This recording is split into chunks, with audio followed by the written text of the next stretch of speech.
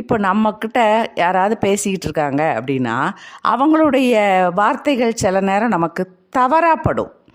அவருடைய செயல்கள் நமக்கு தப்பாக தோணும். நம்ம நினைப்போம், ஏன் இவங்க இப்படி இருக்காங்க, இவங்க செய்கிறது தப்பு தானே, அது ஏன் அவங்களுக்கு புரிய மாட்டேக்கு, இவங்க பேசுகிறது தப்பாக பேசுகிறாங்களே அப்படின்னு நமக்கு தோணும்.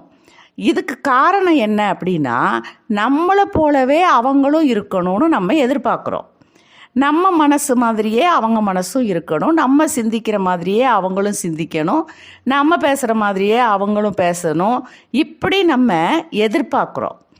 அப்படி இல்லாத பட்சத்தில் அது நமக்கு தப்பாக தோணுது, தவறாக தெரியுது. இது வந்து நம்ம நினைக்கிறது ஒரு வகையில் தவறு தான். ஏன்னா உருவத்தில் கூட ஒருத்தரை மாதிரி ஒருத்தர் இல்லை. அப்படி இருக்கும்போது மனசளவில் எல்லாம் ஒன்று போல் இருப்போமா? இருக்க முடியாதுல்ல.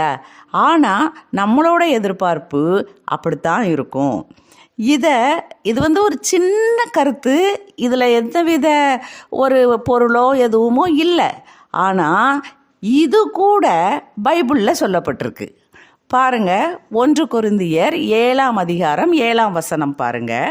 எல்லா மனுஷரும் என்னை போலவே இருக்க விரும்புகிறேன், ஆகிலும் அவனவனுக்கு தேவனால் அருளப்பட்ட அவனவனுக்குரிய வரம் உண்டு, அது ஒருவருக்கு ஒரு விதமாயும் மற்றொருவனுக்கு வேறு விதமாயும் இருக்கிறது.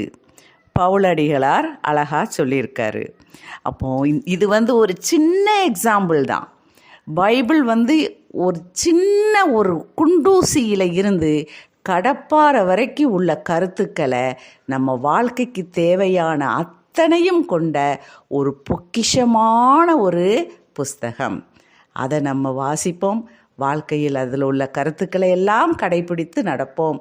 நிச்சயமாக நம்ம வாழ்க்கை ஒரு பரிசுத்தமானதாக மாறும்.